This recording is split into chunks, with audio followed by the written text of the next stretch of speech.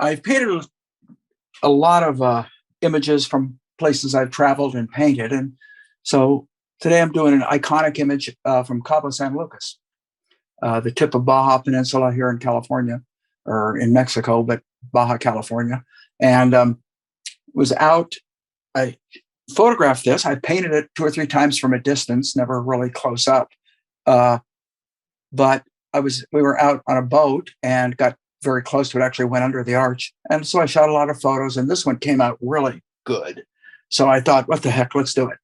So with that, let's just kind of get started. 18 by 24 piece of gessoed and toned hardboard. There's white, so you can kind of see what it looks like, about where the tone is at. It's kind of an ochre. And I did not tone it ochre with the idea for this painting. I have several pieces around, and I just picked up my ochre piece. I just like a tone. So I like to find out kind of where the middle is. Middle is about in here. And it's going to be, hit that rock, come down, come down. This is a little above the middle, so I'm about right, just in my guesstimates.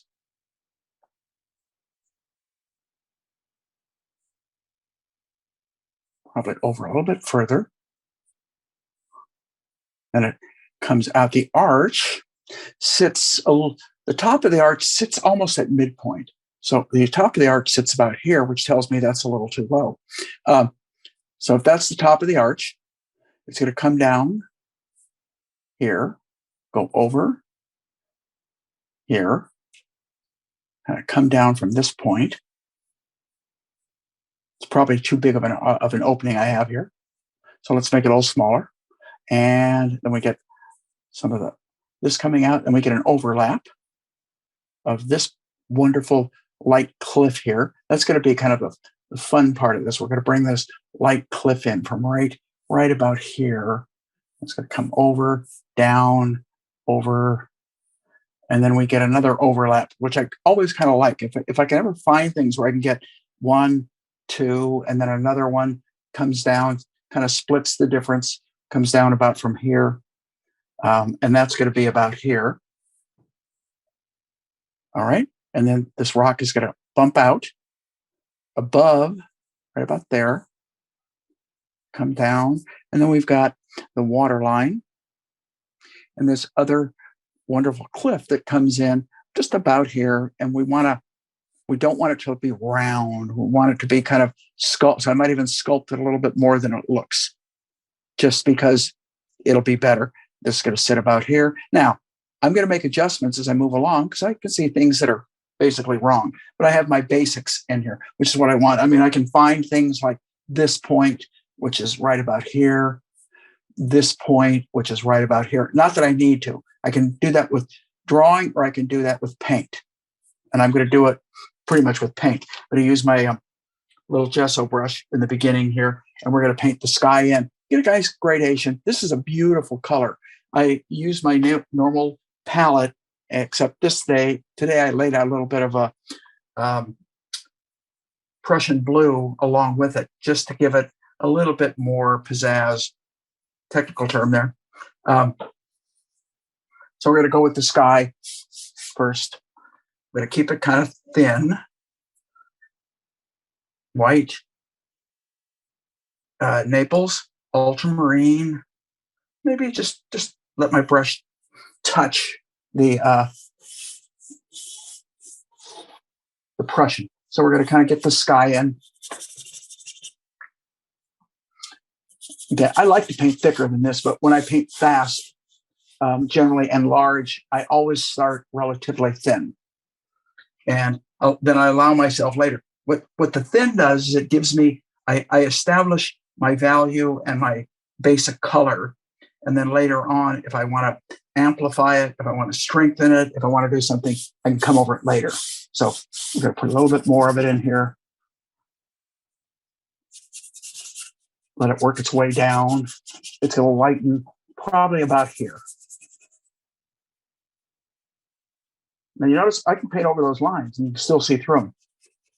It's one thing. A lot of people are so timid about covering their drawing. Well, I'm here to say your drawing's probably wrong. So why not cover part of it?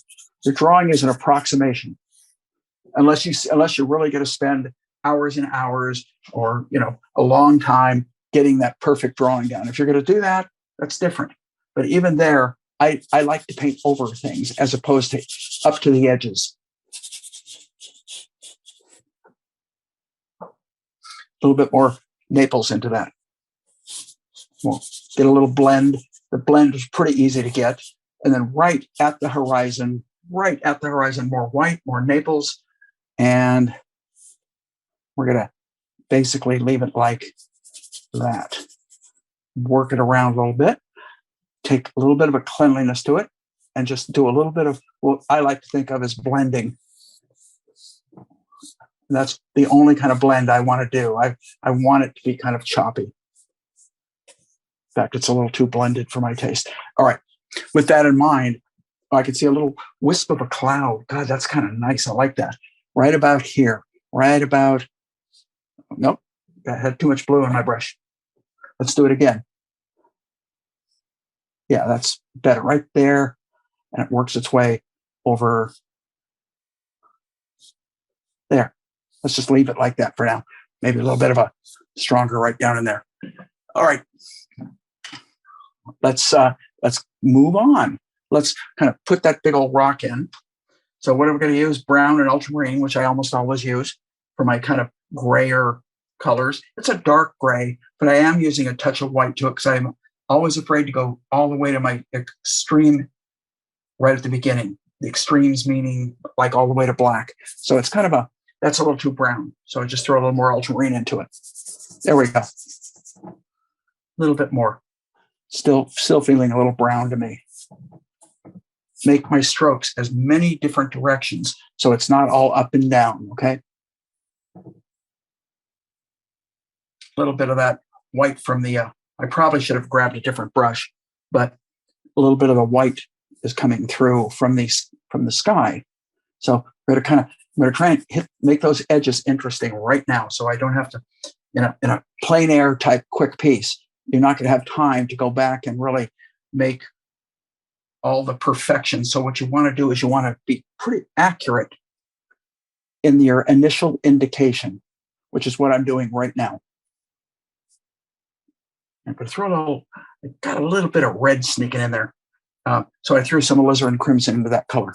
I don't want it to be all one clean color anyway.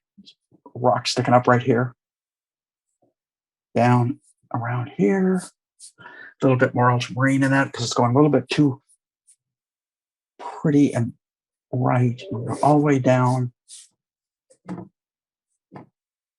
Kind of that. I like those crude edges. That really helps. Even if I get a little texture in here like I'm getting, that actually adds something.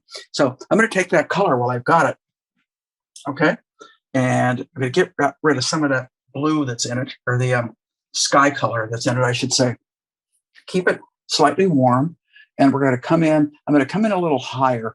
My feeling is at this point right here, I have it here, and I think it needs to be about there. So there it is. There, over, a little warm. I'm going to throw in a little bit of a cad red hue. Whoa, too much. A little bit of a cad red hue into it. And I actually threw a little too much, so I'm going to kill that with a little blue, a little brown, and maybe a touch of green to kind of counteract that red. So let's come down. Yeah, that's better. Right there. Up. Notice I'm purposely not trying to make those knife edged. I want these rocks, because these rocks have got a textural edge to it.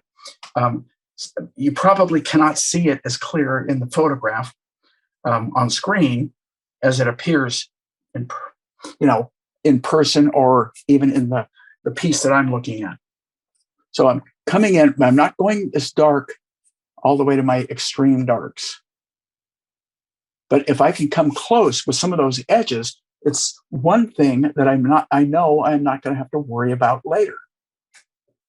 And in a quicker painting, and I talk about this a lot because pretty much most of these live painting situations that I'm doing here I'm really approaching it more or less like I would if I were painting on location, because I'm working in that 90-minute format. So we want to simplify everything in the beginning, but don't simplify it with these cool flat colors. If you get a little variation in that color, a little texture, that can add to the, even if that texture is off.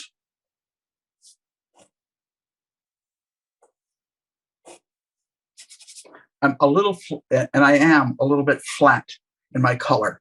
So what I did is I took and added more blue to that color, and there, that actually helps. Down at the base, it gets a lot darker. So we're going to go down here. We get a little dark right in here, some scribbly darks back in here. It comes up to about here, and then it cuts over. And I probably made it a little too far. I think it cuts more about here. Look, I just, back of the brush, just drew it in there. So that's something for me to be aware of, that I made that adjustment. Now we're going to get kind of the top of this, the side. I probably should have painted the sky through there, and I didn't. And we'll come up here.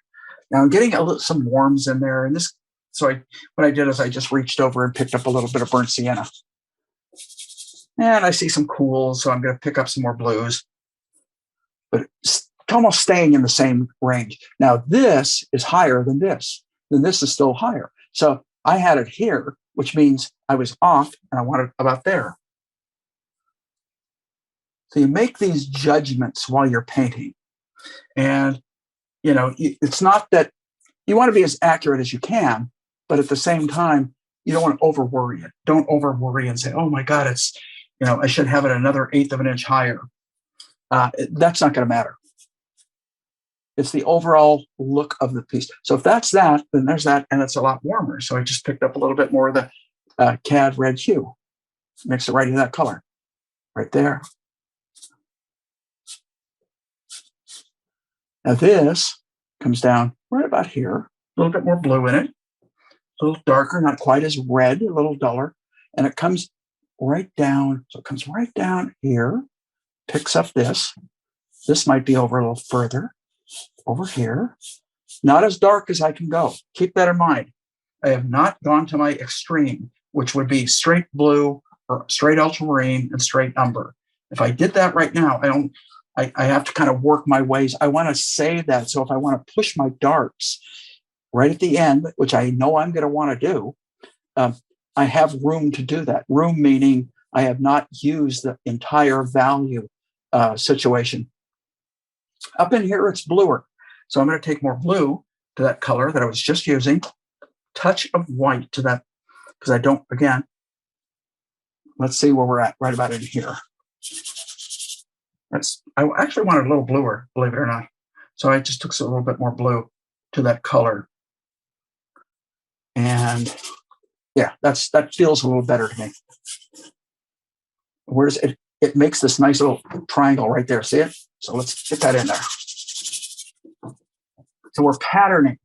If you think of a good way to think of this is you're painting a very abstracted, simplified shadow pattern. That's really a good way of thinking rather than trying to be exact. You're going to try with all the crevices and nooks and crannies and all the little goodies that these rocks have. You will go insane unless you want to spend a long time and go back. But you know what? It gets too brittle, in my opinion, when that happens. I always prefer to see things that have a little bit more freedom, a little bit. They're not quite as rigid as the perfection of the exact image, and it's more of an artist's interpretation or an indication.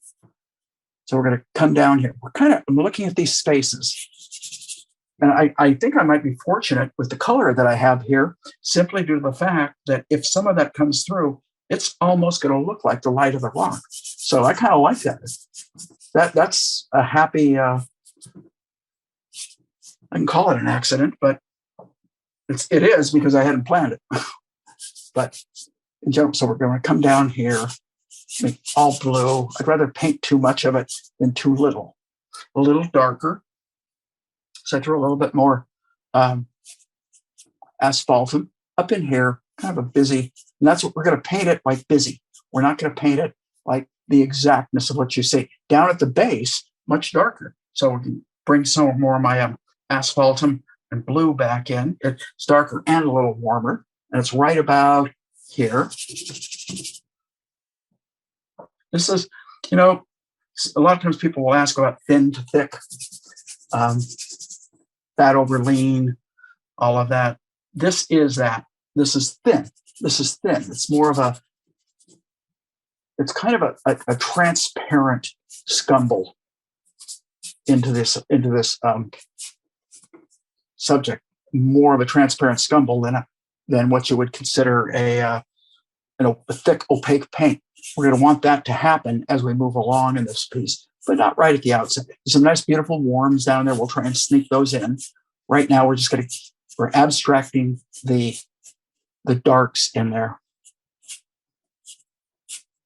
And not the extreme, almost the extreme. Remember that. Almost. So this should line up below this, which it does. Now, this gets pretty dark too, right? So we're going to take that same color I was just using, and I'm going to go back and I'm going to push a little bit of that same darker version of that color. It's also, there we go, dark and almost dark straight across right here, right there. Don't want to be too precise because I am going to be coming in with the water in a second, and I'm just going to mess it up. If I make it perfect, then what happens is I cost myself a lot of time and wasted energy, because what happens is I'm working kind of against myself. So I have a nice little feel. I just stepped back about just 2 feet, right, from where I'm at, just to get a look to see how my proportionality is coming out. It looks pretty good. This looks like could be, you have a little bit, that looks about right. That could probably be a little darker. A few little darks right here. And I'll show you why we're doing this. Okay, maybe a couple of, as long as I got that dark in the brush, let's kind of use, okay. I'm going to set that brush down because it's just going to take me too long if I stay with that brush. So I'm picking up another one, the same brush, and I'm going to paint the water. For the water, I have a light blue, and I have an airplane overhead. And I'm putting a Prussian blue, which is a much beautiful green blue. Now, you don't have to use Prussian. You can use phthalo. And I added just a little bit of, I'm trying to get the right value and color at the same time. I think I'm pretty close here. Yeah, I am pretty close. All right, a little medium to that. Medium meaning oil this time. A little bit of terp. Start simple, finish complex.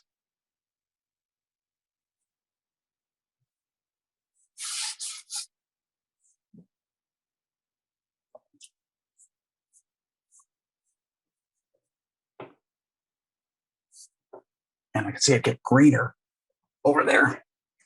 So I'm going to add a little bit Naples, a little bit of yellow, and a little more Prussian as it comes over here, right about there. And mix it in with the other Prussian and kind of work it down a little bit so it stays a little greener over here. Gets a little deeper, so I'm just going to add more Prussian to the same color. Same color I was just using, and we just darkened it a little bit more. There we go.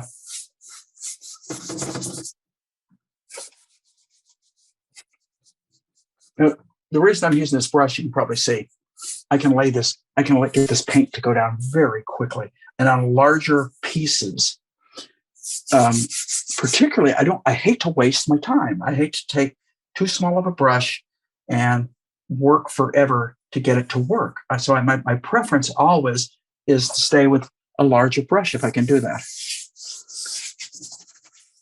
And then I come in later if I need to with my more controlled brushes.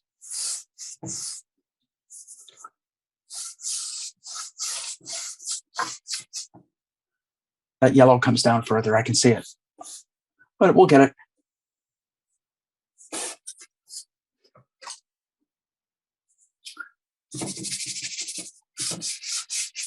So we got it pretty well covered. Down, get that yellow to come down further. We take a little Naples and a little yellow, the same color I was just using, and we're just going to kind of bring it right there. So I almost got back to the same color. Pretty good.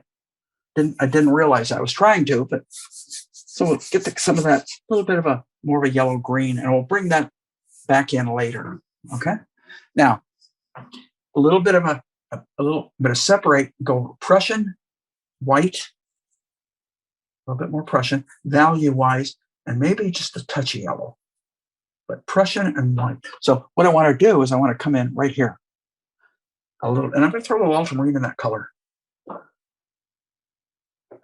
Nope, that's still not enough. I'm going to throw some more ultramarine.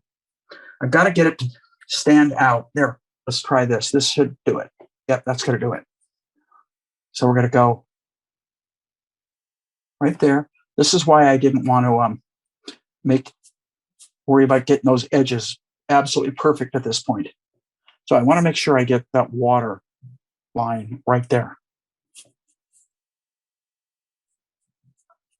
Okay.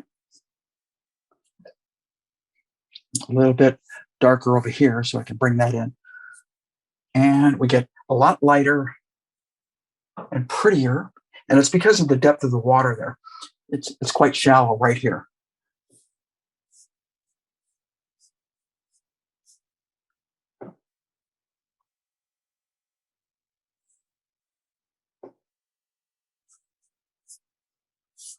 Okay, so we're going to leave that alone for right now.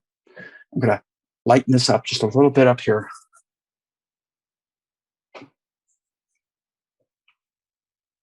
You can see as it goes out to sea, the color change because of the depth of the water. So we have enough of it laid in where I feel like I can move on to other areas. And I'm about 25 minutes in, just kind of keeping tabs on myself. What does that tell me? It tells me I've got a little over an hour. So I'm going to go darker right now because I can at the base now because I have that color there. And get that edge a little bit better now. There. That way. And we'll get that color to move up a little bit so it comes up. Okay, leave it alone. Some of the abstract strokes I put in there actually work. Shocks me. Okay, now I'm going to set this brush. So I have two of those brushes right now. I'm going to set one aside. One I use more for the water, and the other I use more for this. So I'm kind of keeping the water one handy because that's going to work for the sky too. In fact, I've still got this little bit of the sky color, the light of the sky color mixed up, and it's going to go right in here. So we need to get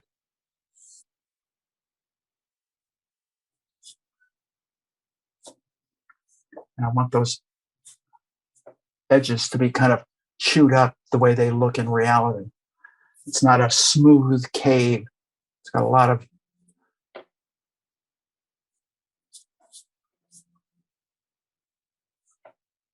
so there we go. I'm a little too wide, but you know what? I'm going to live with it. I'm going to take that brush, set it down for a second. I'm going to pick up, I think, a number 10 flat, one of my rosemary brushes that I happen to like very much for my control. And we're going to start in with a nice dark. We're going to come in right here and right there. Now you might look at it and go, what? It's too big of a brush for that. But you know what? If I use a small brush, I'm going to be too controlled.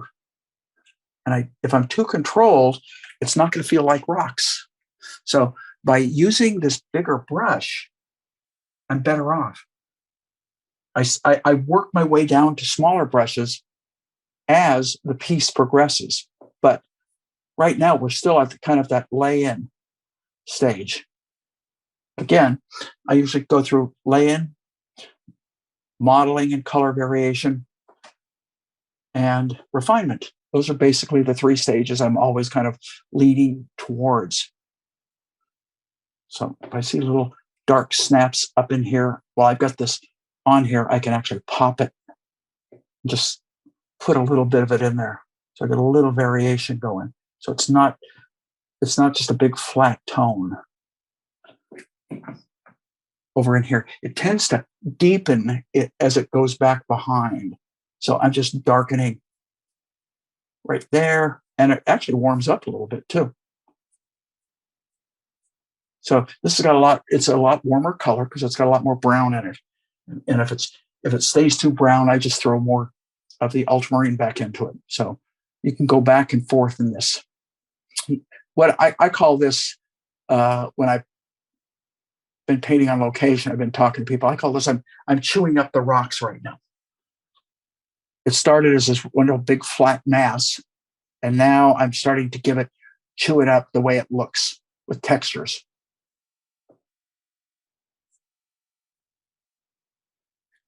So as I stand back, it's starting to feel okay. All right. Like, I'll tell you one part I don't like. I think I needed to, and I think I just might do this, come in a little bit more in here. Okay. So let's take this brush and start in on some of the lights.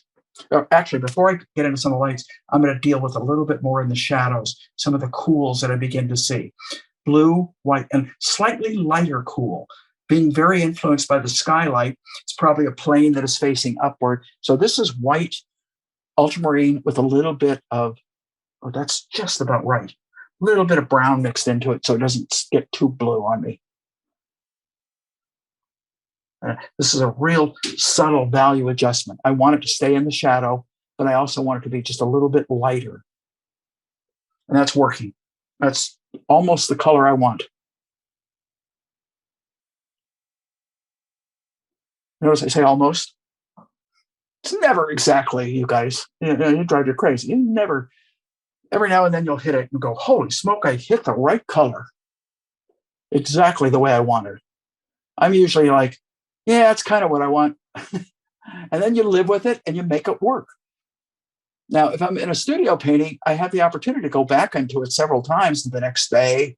If I feel something is just not working, I always have that opportunity to go back into it. But on a field painting that you're painting on location, you don't, you get a couple chances. It's a good way to think of it. You literally get a couple chances. Then if you stay and you work and you work and you work, and all of a sudden you get the right color, the light may have changed so much that it's not the same painting. So learn how to be approximate and make that approximation work for you.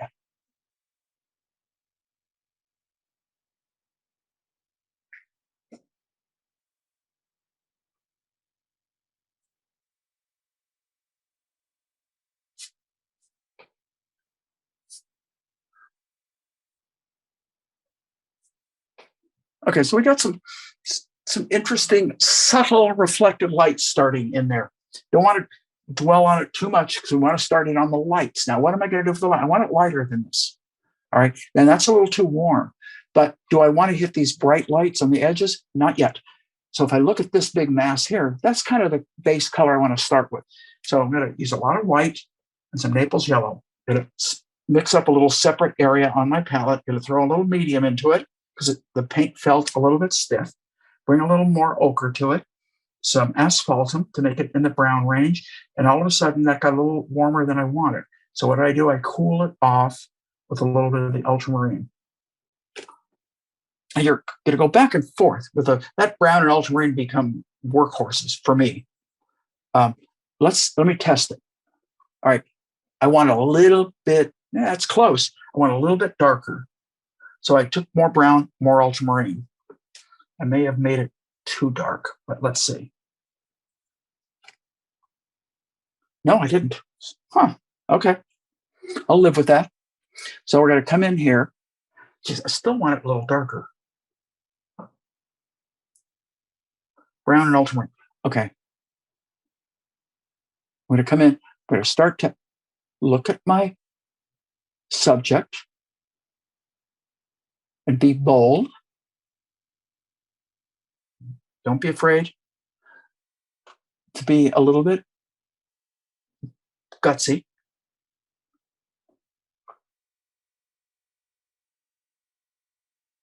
And learn how to use little parts of the brush. Instead of the whole big face of the brush, there's going to be little parts of it. Oh, got a little blue on me. I don't care. A little color variation is actually probably going to help. So sometimes if you don't mix that color exactly, it'll actually work for you. Oh, just a little bit darker than the sky. And then the bright light is going to be lighter than the sky. So that sky, the value of the sky, it's important that you get it pretty close. And I think I've got it almost where I want it. There we go again, almost.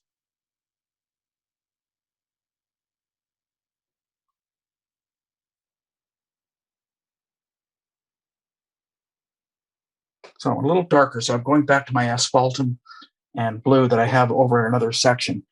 Because right in here it gets a little darker. So we're kind of making it go a little bit darker. Just mixing that right into the color that I already had.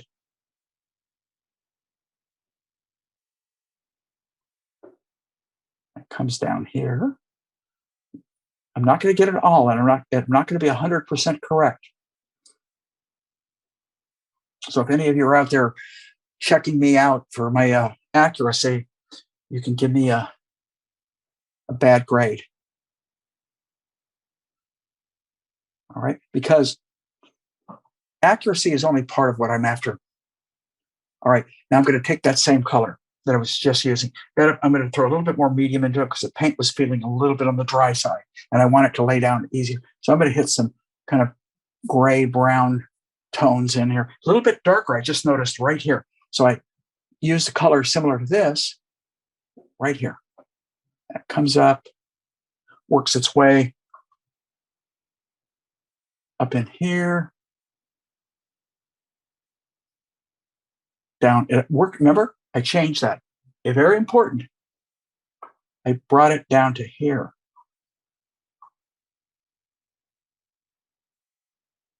And I like the fact that it mixed together because it gave me some textures in there that I probably couldn't have planned. Very important to notice that. I'm going to go a little darker because there's a little dark snap back in there. And I have asphaltum over on one side of my palette, and I just mixed a little blue into it. So I can come in right here, come down there, and there. All right. So we're getting a textural feel to this, which is what I'm after. So I'm going to go for the kind of brown colors, which is going to be similar to this over here in the lower part, which actually almost has a little bit of green in it, believe it or not. It's kind of, yeah, well, that's too much green. Let's get rid of that. Let's throw a little bit more asphaltum back into it. And let's see how that works. I want a little ochre into that. The ochre will take a little green without going too green on me.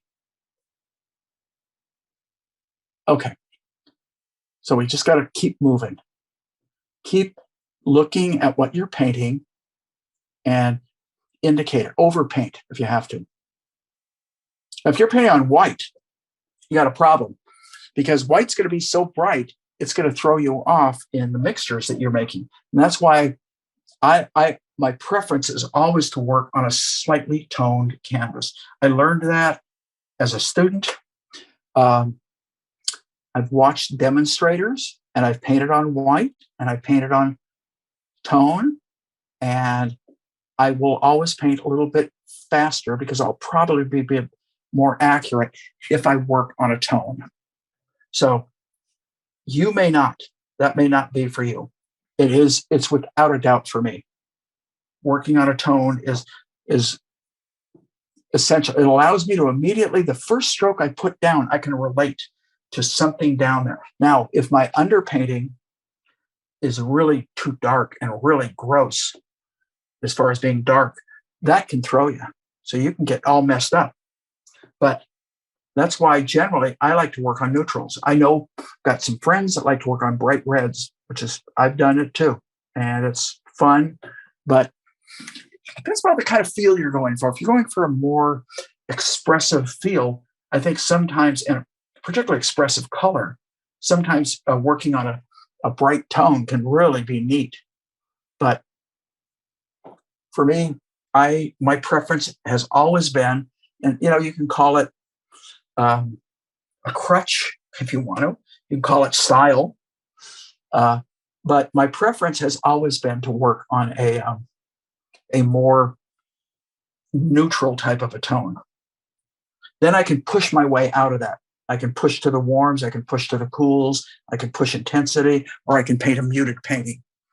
I have a lot of ways to go.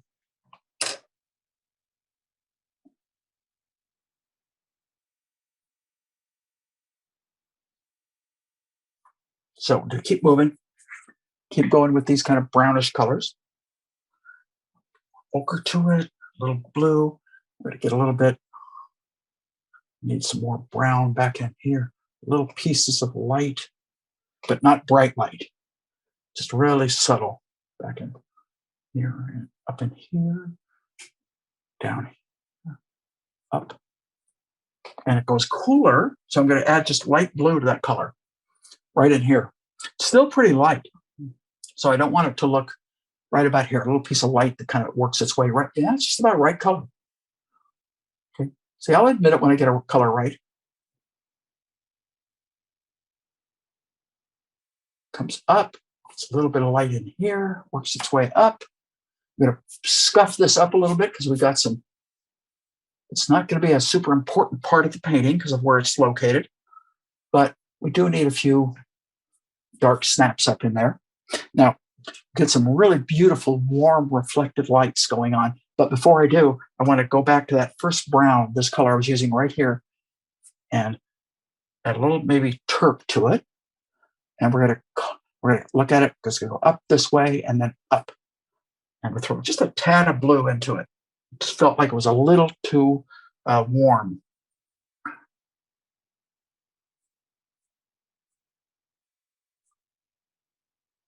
There, down here. Right, where does this rock go? Almost not quite up here, but about in here. And it's an area I had indicated that I thought it might go.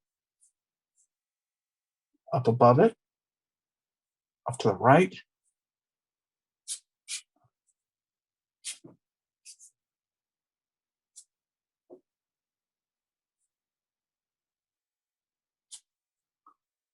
Let's get some of this in here. Move it down, over, a little bit of tonality, a little color. There's a lot of color and value variations, really just a tremendous amount. And that's where this brush, because I can do a little dab, I can lay a line down, I can paint a big, massive area. It's one of the nice things. With a small brush, I can do the little lines, but I can't get a more massive area. And so the bigger brush helps with that. See if there's anything more, maybe down in here a little bit in here. We'll get some more breakup, some more darks, right? Not dark enough. That's better. A little more blue in it, though.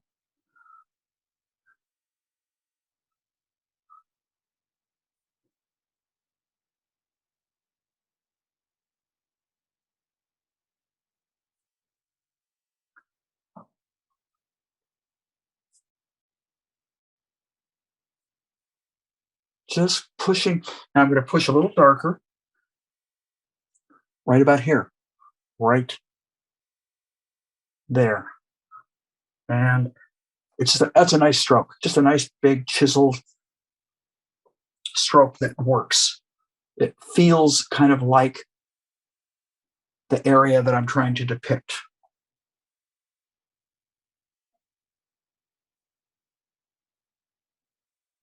See those nice little, so I can do these little dinky things. Really kind of nice because I can go from big mass to little dink without switching a brush. I think that's an important factor that a lot of people don't give a lot of credence to, is that what you're painting, if you're painting big area, either that or you got to make 30 strokes. That's the other option to get it to work. And I prefer not to do that. I always think, go back to the old Bauhaus thing, less is more. And that has to do with, if you can do it in 3 strokes, great. But if it takes you 30 strokes, chances are it may look a little overworked.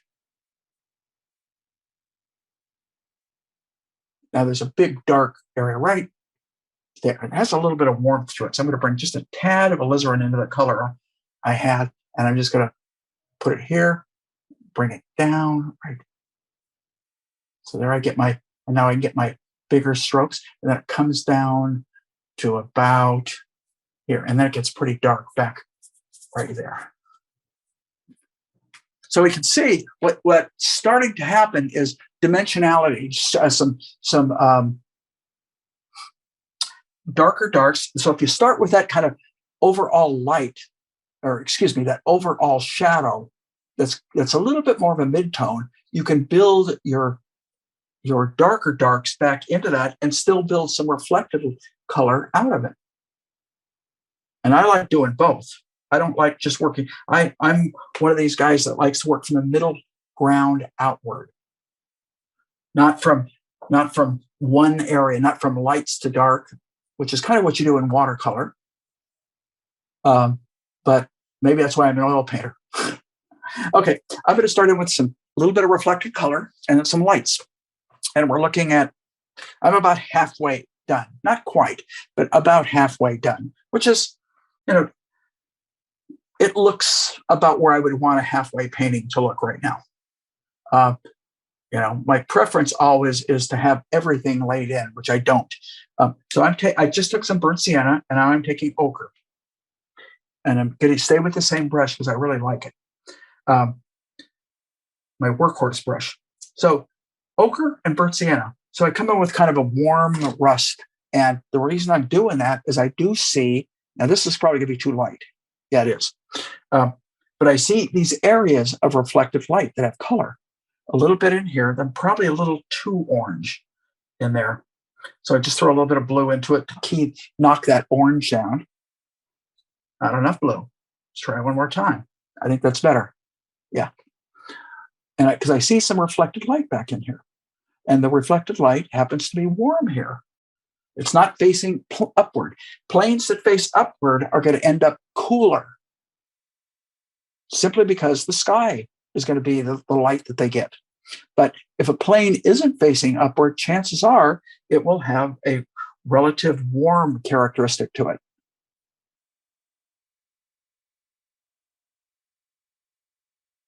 And what we're doing, again, I'm going to use the same terminology. I'm chewing the rocks up. Now first with some darker crevices, now with reflected light. So you're doing the same concept. It's very strategic, methodical. There is a method. I mean, I'm not saying you can't jump all over the place, because you can. What I am saying is that's just more difficult. You don't have the kind of control you have when you just kind of, it's like painting the base shadow, then painting subtle darks in that shadow, then going back and painting subtle lights in that shadow, but you're still painting in that shadow. Remember that. So what I'm doing now, I still have to keep that in mind. It has to sit within the shadow. It cannot be so light that it bounces out and becomes part of the light. And if I see that happen, what I will do at that particular point is change it. I will go back up. Now we get a really interesting area right in here. We get a warm coming right behind this. And that looks to be about the right kind of warm. And it's rocks reflecting onto themselves is really what it is. And then we get a brighter, so I'm going to bring a little bit more ochre to that first color right up in here, right about in here. And I'm guessing that's where it goes. And a little bit below it, a little darker, right about there. And a little bit more warmth right here. Little pieces of warmer flavors right in there. And a little bit brighter. My eye is bouncing around the whole image. I'm not dwelling on any one spot. All right, now I'm going to stand back. Yeah, okay. It's working. Is it working great? No, it's semi-great. It's almost good, which unfortunately is usually how I feel with most of my plein air paintings. Um, Basically, I feel they come out fine, but I go in my own mind going, boy, next time I know what I'm going to do now. I've learned something more. So each time you're painting, you're learning. I hope you're learning. I am. So you better be correcting some of the stuff that I did not like.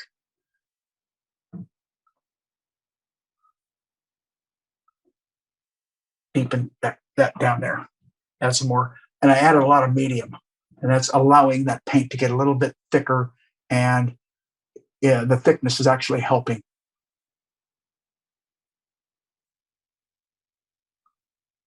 Okay. We're going to start in with some of the lights now. Enough of this. I've been fussing around. Let's start getting some of those lights in so we can make this thing start to feel complete.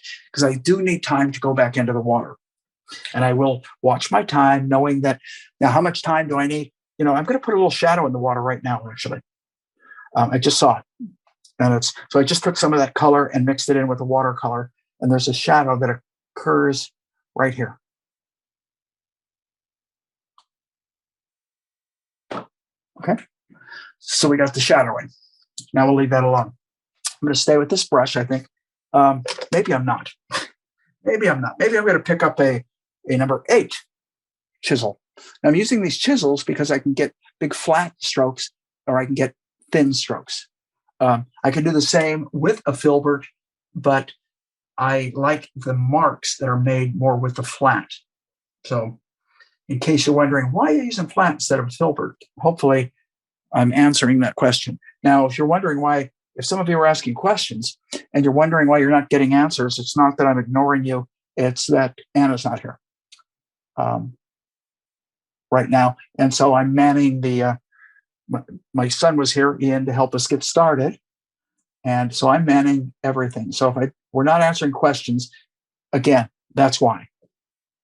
So now we're coming in with this harsh light on the edge, which is, I'm going to make it right here. It's got to be lighter than the sky. And I've even made it lighter than it is in reality, but I don't mind that.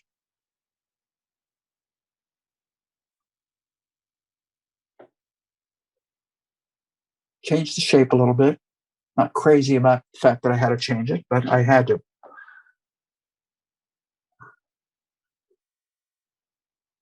I'll get a little bit of light right here.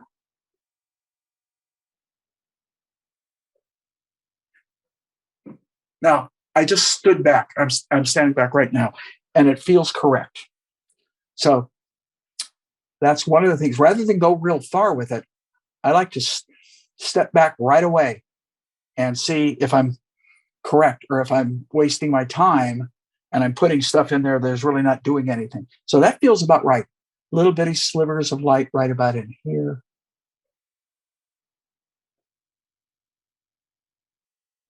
Works its way up and it blends into that color. It comes a sharp cliff right there. Go back to the lighter colors. We'll get a little bit of light there. We'll get a little bit right here. Now, not quite as light, but still pretty light. So I took that color and mixed it into that brown. We're getting some subtle lights, not quite, a little brighter down here, little tiny things. So I'm using the brush and I see it get warm now. So I took some of the rust color, mixed it in with that color, and we're going to do a little bit of, nope, more rust. That got too light on me.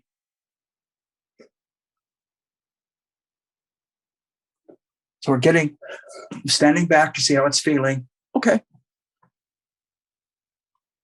Am I pleased with it? Basically.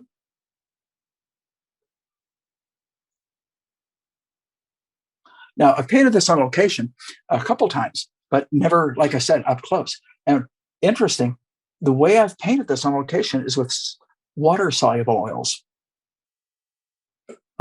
just because I wanted to try them. And they work pretty darn good. I think I may do a demo one week in them just because I'd like to I've never worked large with them. I've only worked small, and I would like to try them. So maybe we'll one of these weeks I'll work with some water solvent. And I'll tell you why I'd like to do that. I'd like to learn because when I travel, particularly like going overseas, going to Italy, I would love to take and not have to try and find terp or gamsol or something along that line. If I could literally work with a water soluble, I'd be. And I know my buddy Xiaoming Wu, when he was first transferring himself from acrylics, which he worked in quite a bit, over to oils, he started working in solvent-free. Not solvent-free, but in what do you call it? Oils. He's worked in water soluble, and really they worked quite nicely. So it's a matter of getting any. I believe this for any medium. It really is a matter of just getting used to that medium. So I'm going to take. I have to mix up a little bit more of that light color because I kind of contaminated it when I kept mixing a lot of other colors into it. So it's pretty easy. It's just white Naples. Now, the reason I say that is I'm grabbing my small drawing brush because I see something I need to do. Okay. Now I'm going to use the light. And the light is going to come all the way down here and work its way down and kind of work its way back up a little higher. I'm standing back. Don't like that area right there, but I'll fix it later.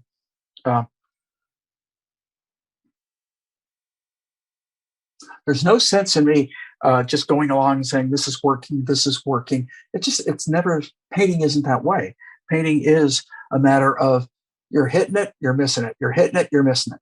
And so I might as well mention when, in my own opinion, when I'm not hitting it.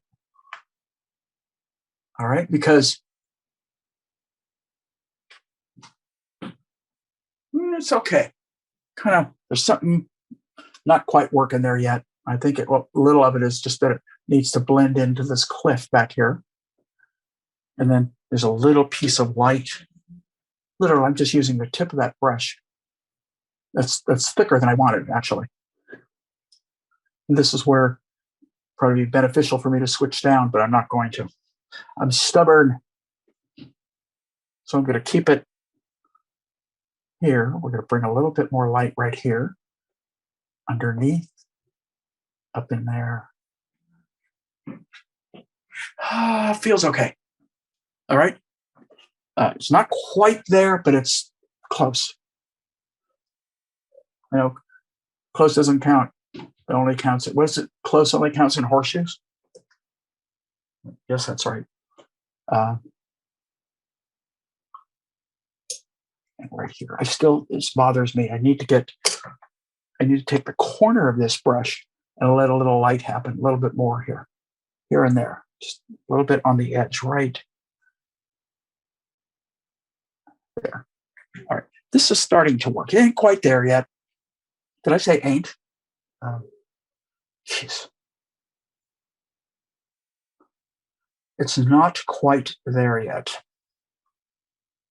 That's better. So we're going to go up. Oh, a lot of little. I'm going to grab my, let's see. I'm going to grab a number 2 so I have it handy. Flat. Here's why. I'm going to take a little bit of warm color and I'm going to mix it in. By warm, what do I mean? Ochre, a little bit of red. And I mixed it kind of into a corner of that color because I could see a lot of little interesting colors happening right here. That's a little too warm.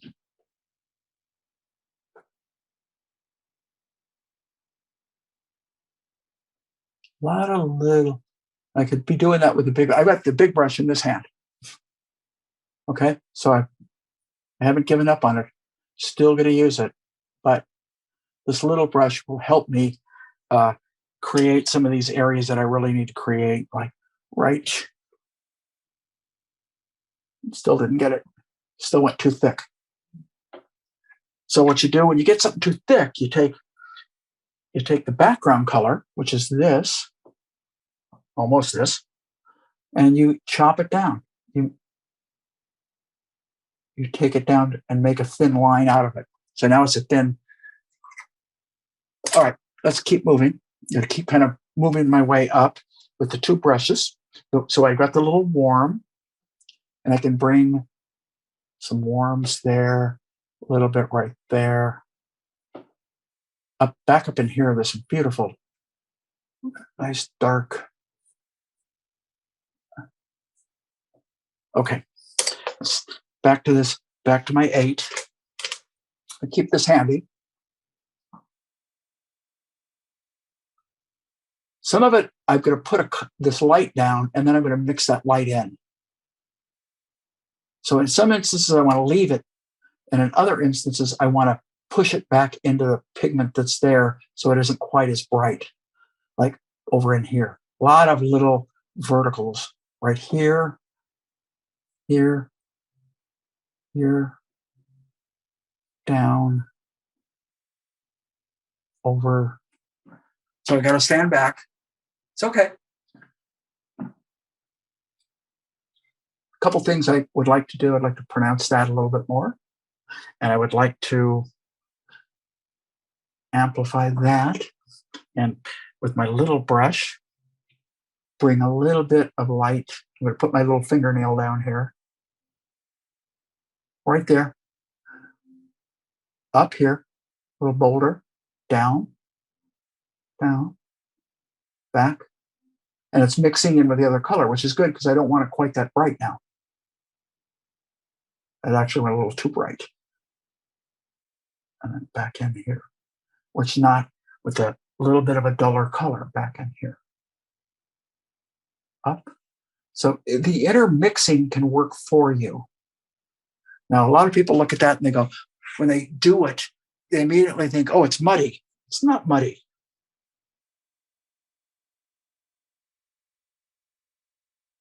It's not a bright, clean color, but there's not a lot of bright, clean color in this image. So I'm gonna come in on this. We're gonna put that little shelf right there. And it goes down, and then it hits right here a little bit bolder, and then down all the way there. Went right into the water like I didn't want to, so fix that right away. It's a little bit brighter than I want, so I take some of that warm color that I had mixed up and chew it up a little bit.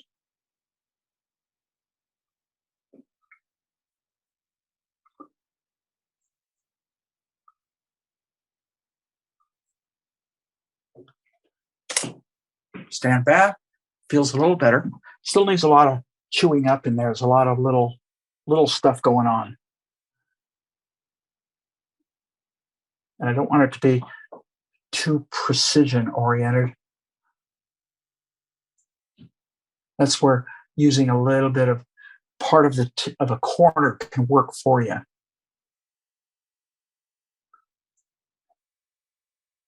Mix that in with a warm so it's not quite as bright now.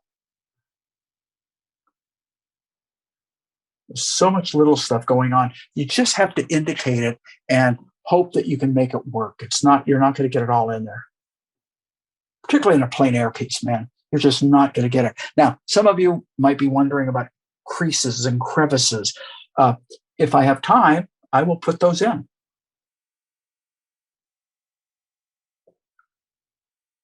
And I'll probably indicate a few of them just to make it feel complete.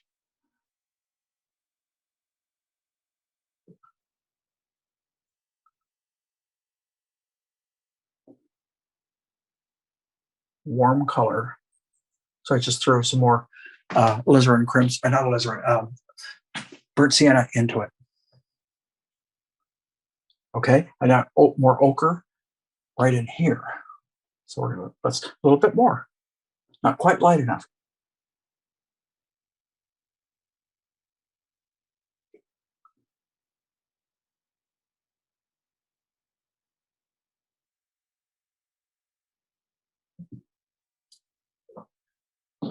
Got to keep standing back. See how it's shaping up. This is working actually pretty good here. It's not, there are some things that need to be done to it, but it's working pretty well. There's a little bit of a dark crack right that happens right there, and that'll help. Don't want to dwell into it too much, but I just noticed it. So a lot of chewing up right in here.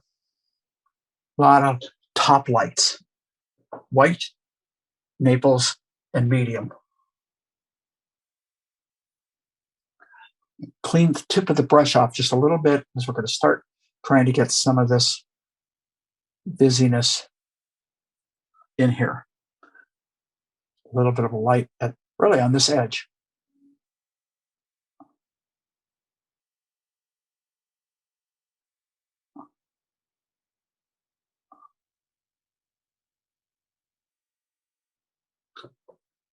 Little bit right up in, little tiny, just use this little edge of the brush. I could be using a knife, and it might work.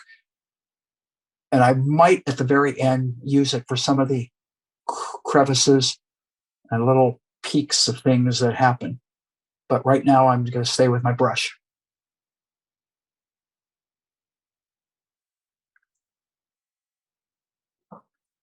Warm.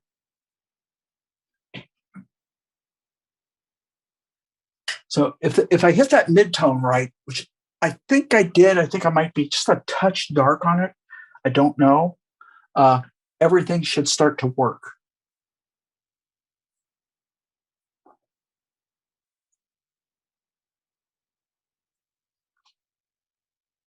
I had to mix up, again, more light. I've mixed up that light. This is probably about the 4th time I've mixed it, just so you know. Now we see right in here, right? Let's see, this edge right here. Let's see if we can define some of this. There's right there, and a little piece that kind of fades over, comes down just a touch,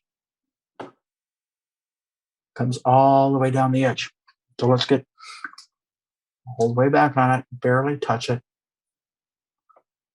and it disappears, and then it comes out again, disappears, and then it comes out about, looks like about here.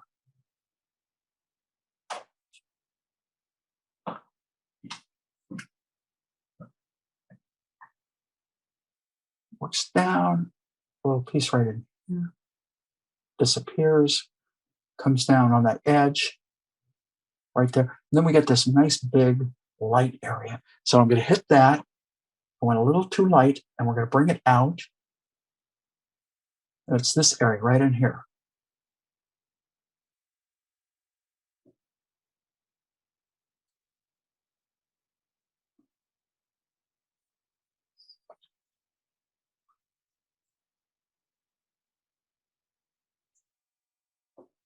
So everything, you gotta, I'm in those mid stages now. I did the setup, right? So I'm in that mid stages, not quite refinement, but I'm approaching that.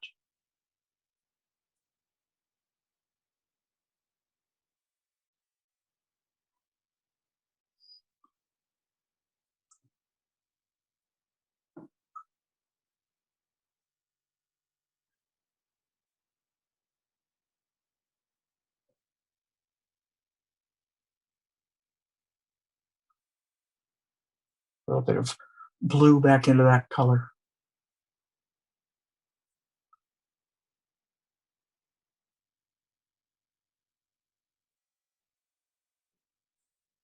Okay, keep going with those lights. I'm going to work my way over. And once I think I've got most of it in here, I might do a little activity in here, and then I'll start worrying about what I might call refinement. And I'd like to be doing that right now because I've got about 30 minutes left. And I'm not there yet. So I'm a little behind where I'd like to be. I'm probably trying to be a little too accurate.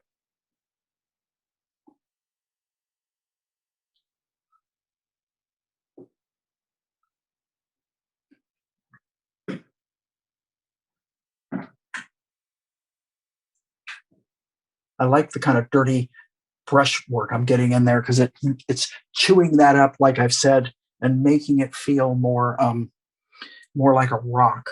So it isn't a clean, flat color. Again, mixed up my light one more time. I know I'm going to probably do that a couple more times. I want to come up from here. I got this area right there, and the area right there, little light right here. As it sneaks up on this rock, right at the top plane, come up, little piece of light here, little rock plane right there, a little more here. A lot up in here. There's a lot of activity, a lot of busyness.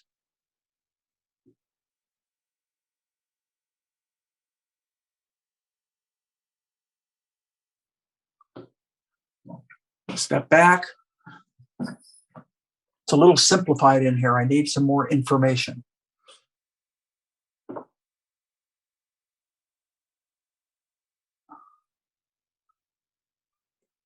Now, this is so busy up here that at this point, I just look at the activity and I paint the activity based on the fact where the light is coming from. But basically, what I'm doing is hitting top planes and front planes. You just cannot, in a short amount of time, paint everything. So it's pick and choose and edit.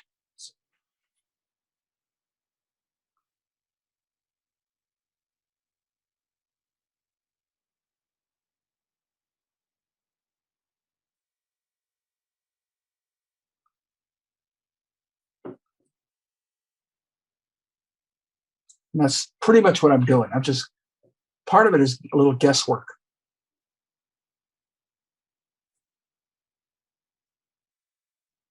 As long as we're there, let's at least put some lights over in here so we get it feeling like a shadow that's emerging.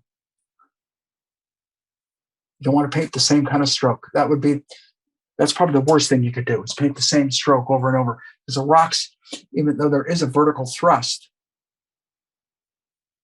there are top planes and there are big massive areas and then some very small indicative little areas.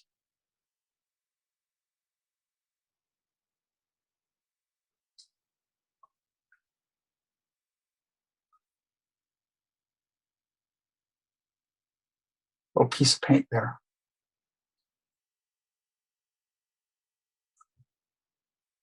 Okay, so we're going to kind of leave that alone for right now. So it's kind of an afterthought that we're kind of getting in there, but I really need to concentrate a little bit more before I get back down into the water. And I need to get down in that water in about, I would say, almost in about 5 minutes.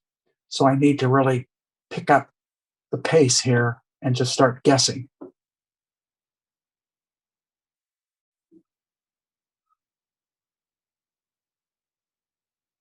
A lot of lights right in here. Yeah, that's working. Paint right into that brown color, and I'll get kind of the character of this top plane. Top plane here, boom, comes down, has a rough edge, works its way down here. A little bit more light here, here. Back here.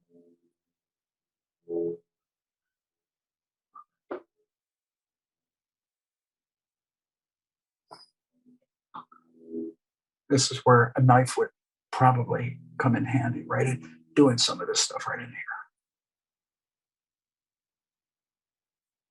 here.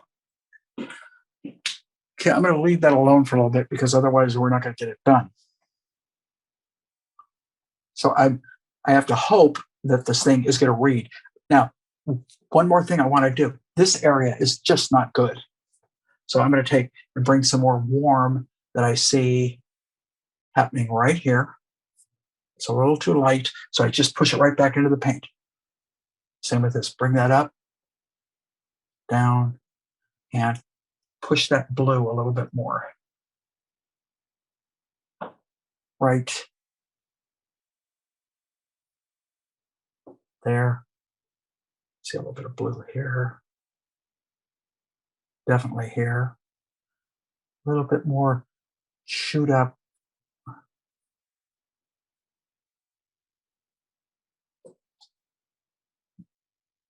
keeping an eye on the time so I can make sure and get back into the water. Kind of a little dirty brown.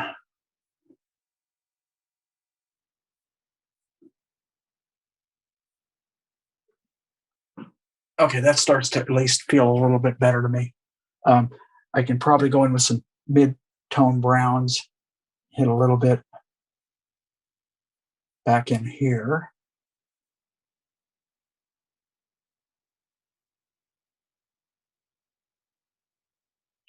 Okay, let's get a little into the water.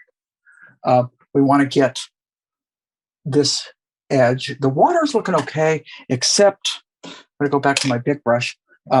This works pretty good. We get a little bit more. I'm going to bring some ochre and Russian, but ochre and not yellow, and a little medium. And I'm going to see if I can bring some of this color. Nope, not light enough. Little, I'm going to throw a little bit of let's try it one more time.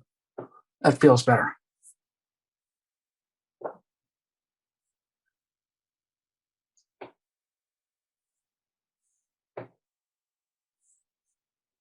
I'm painting into very wet paint too. That's how come I'm getting these nice kind of interesting strokes.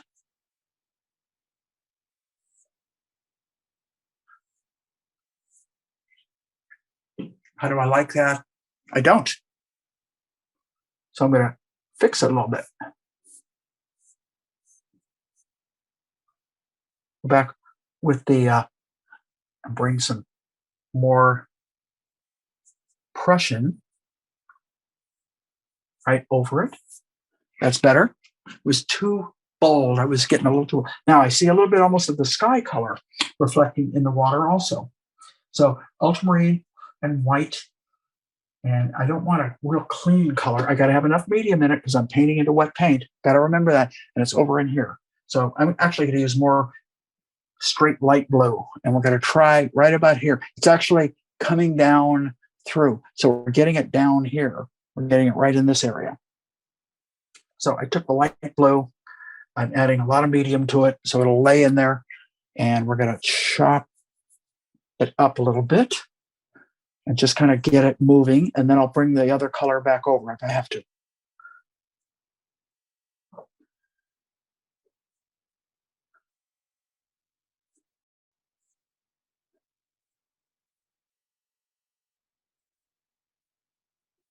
Water isn't a clean, flat color, and it's not just blue on blue. There are warms in water, there are cools, and the more you paint water, particularly ocean water, but even streams and rivers, the more you paint it, the more you'll begin to realize all the different color variations that there are in water. Getting a little bit of a warm kind of a tone right in here. So we're starting to give a little bit of the feeling. The water is moving a lot. That's why, in case you're wondering about reflections, that's why we don't have a lot of reflections. You get, the only thing we get is a little bit of reflected color here and there. So see how thick that is? If I don't want to make it exactly like the reference, but I want it to be closer. So we go back kind of with the base color and chop it up a little bit.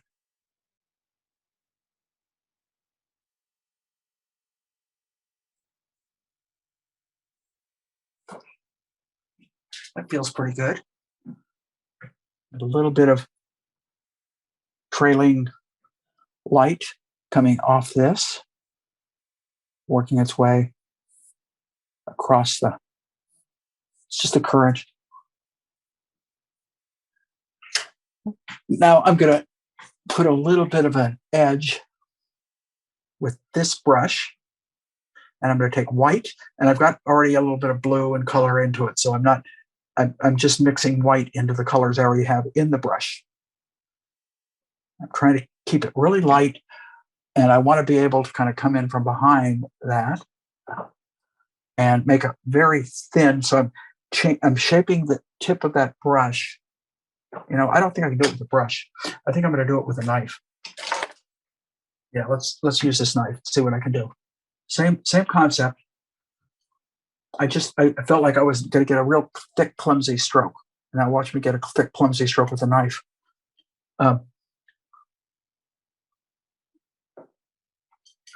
Still not enough medium in it, and that's why it's not going down. Let's try it one more time. There we go.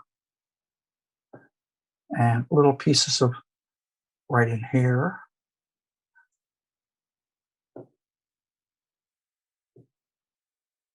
Off the tip. The little coming right in there. Now we're going to go off this tip. Probably going to go into the. Nope. Not working. Let's do it again. There we go. I don't like it, so I'm going to. There we go. The magic finger did the trick.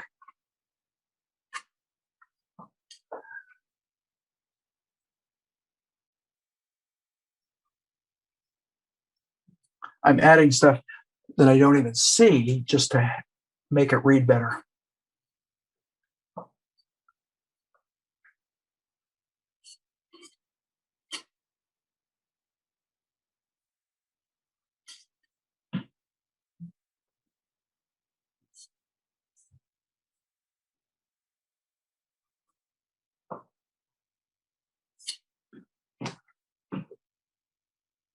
Yeah, that starts to work a little bit better. I am going to go in and put in some dark crevices here and there. I'm going to try and do it with a knife. If it doesn't work, I'll switch down to my little liner. But right now, I'm going to use a knife. And we're going to start, let's see, right in here.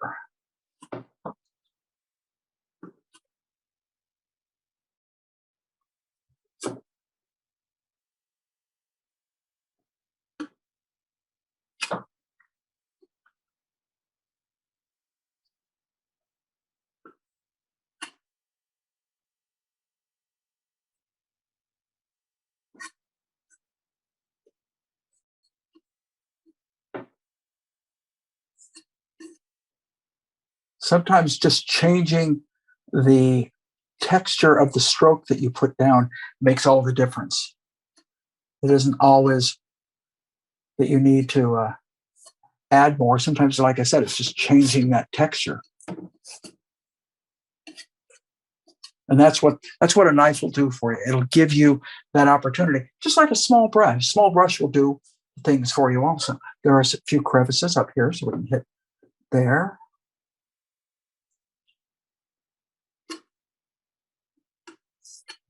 I could do the same thing right at the end with, I'm going to take a smaller brush, getting too much of the same kind of stroke.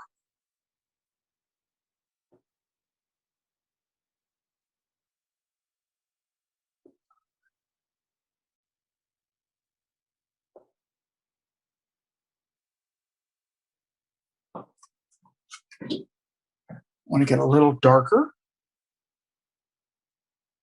back behind some of these areas. I'm just using my number 2 that I sketched with. I'll grab my number 2 flat. So using a lot of different variations. Got to be very careful you don't do too much drawing. That can really make a piece feel overworked. So it's just adding these strategic darks to really get the whole piece to come together. I got about 10 minutes, so let's see what I can pull off in the 10 minutes.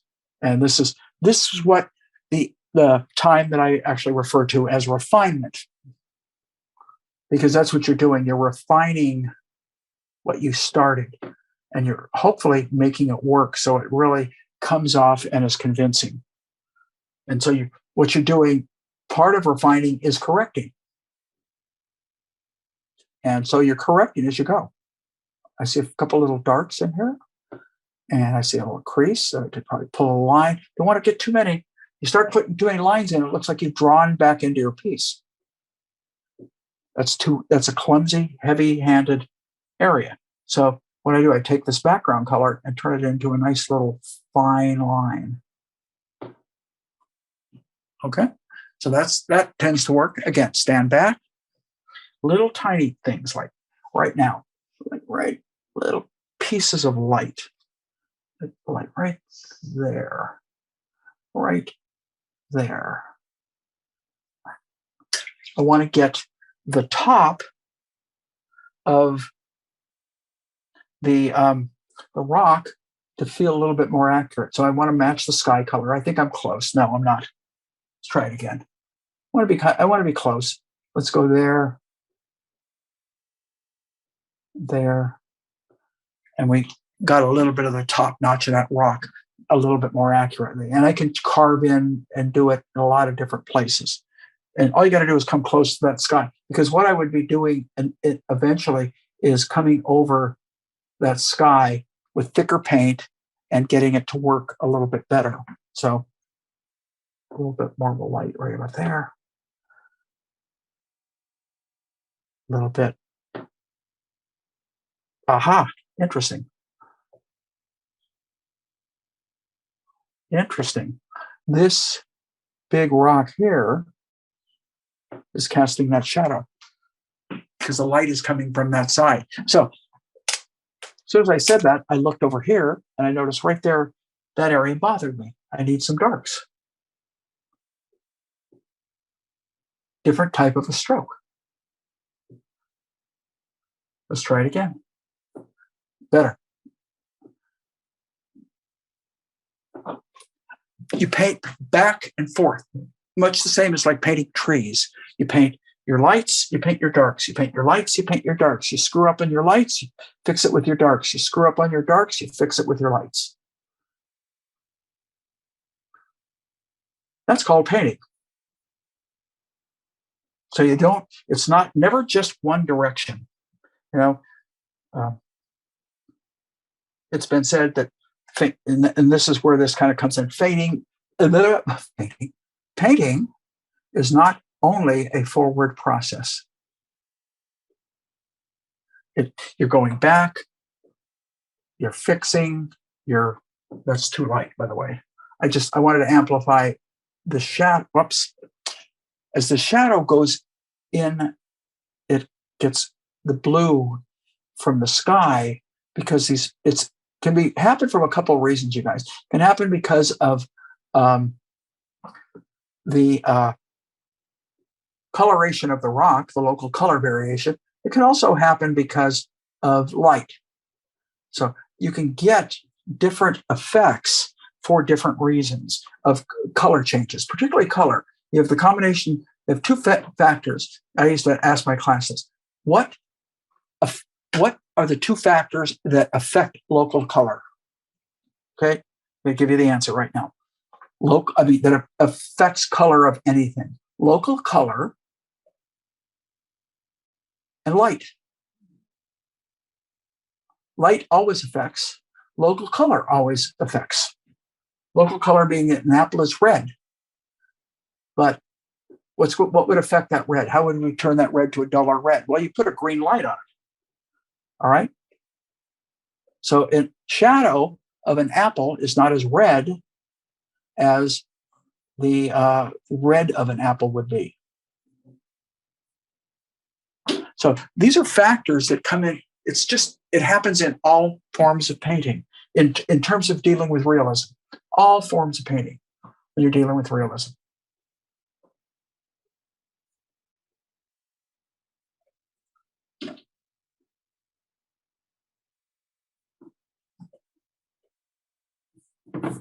And we're about just barely 5 minutes away. And as I stand way back, it looks a lot better than when I stand way close.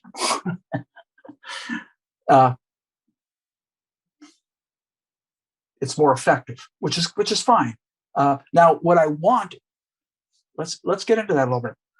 But what I want from up close is beautiful character of strokes, aesthetics, the aesthetics of really wonderfully I mean, it's one of the things that we all look at a wonderful John Singer Sargent painting, we appreciate the simplicity that it appears that the image comes from. It doesn't come from labored strokes. It comes from an economy of stroke. And that's one, and not the stroke where it looks like they just worked and drove themselves crazy trying to make it perfect, but the stroke where it looks like it almost fell off the brush. Like the artist did not have to work. And one of the ways to achieve that is truthfully staying with a large brush. That truthfully is one of the best ways of keeping your piece looking fresh. And a great exercise, if any of you ever want to try this, truthfully, is to give yourself a certain amount of time and paint it and then leave it alone. All right. And then don't even look at it again. Do another one. So if you want to take, let's say you take 2 hours in a day and you do 3 or 4 paintings in those 2 hours. Force yourself. You truthfully, you have got to edit. You cannot put everything in. You've got to make a decision, and you've got to make your strokes work for you. And I've always said, you guys probably heard me say it, let the brush do the work, don't you? And by that, I mean, put it down there and leave it. Don't sit there and fuss it. If you need to fuss a little bit, do it, but don't over fuss everything, because that's how that overworked quality happens, because you're over fussing every part of your painting. Keep as enough freshness that you possibly can in your painting, and you will, even if it doesn't come off looking really finished, you will begin to appreciate the character of the type of strokes that you put down. It's a great thing to learn. That's truthfully the reason that I really years and years ago came up with that whole quick studies approach, is simply because I found students, and I learned from students. I learned to teach students from students. But what happened is I saw students working way too hard to try and paint exactness in a painting where they maybe had 3 hours to paint the darn thing, and they're trying to make it look like a studio painting that they might have done in, I don't know, 12 to 14 hours. A 12 to 14 hour painting should, by definition, look different than a 3 hour or than a 3 hour painting. Now, a lot of times a painting that takes that long, what happens is overwork begins. So the best thing to do is to paint and get away, paint and get away. And if something is overworked, go back to the stage before it was overworked. Take it back, paint backwards. That's why, once again, it's not only a forward process. You're not only progressing and adding. Sometimes you have to wipe things out. Scrape things, if you will. And you learn from that. You learn all kinds of cool things. Things happen. And you'll go, wow, is that neat? I got to remember that. And that becomes part of your, for lack of a better word, your bag of tricks as a painter. Your bag of tricks.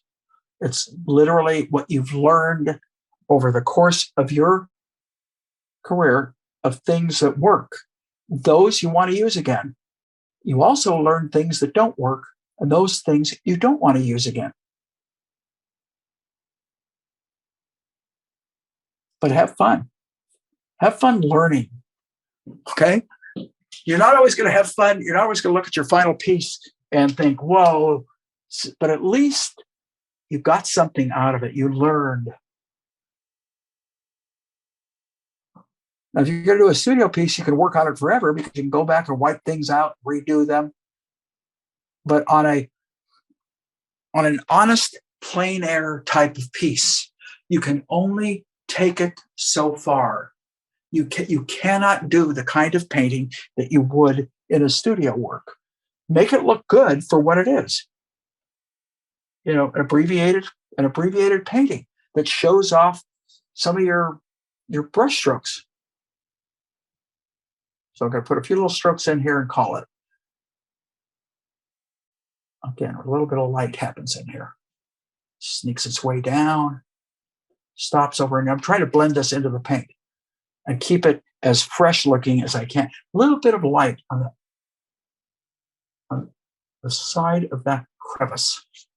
And a little bit of light, actually a little blue light. So I just threw a little bit of blue back into it, and we're going to let this work its way down. Nope, not enough, a little bit more blue. And we're going to, and I want that rock to feel like it's complete. And I think we're going to probably stop it here, as much as I see a lot of other things I could go into. It is an abbreviated painting. It's an abbreviated painting. And if I were painting this on location, I might probably spend another half an hour on it. And hopefully in doing so, would correct some of the things, flaws that I begin to see. And at the same time, maybe enhance a few elements a little bit more. So I am going to add a little bit of warm right down at the base because I see it. Don't want to pick too much with that brush. And a little dark. And we'll call it complete. So everybody, hope you all have a good week. I'm going to. And I'm going to keep painting. I'm doing a whole lot of other paintings for some shows that I have upcoming. But all in all, these Friday demos, I need to thank everybody that tunes in. And I need to thank the crew at the Academy of Art that really kick in here and help me get these things done. And everybody keeps me on my toes and makes me want to do better. And that's my goal. Sometimes these come out pretty darn good, and sometimes they come out, and I can never judge till later on. I truthfully don't like to judge it at that particular time. In any event, enjoy, everyone. Have a good day. Thanks, Mike. And that's it. Bye-bye.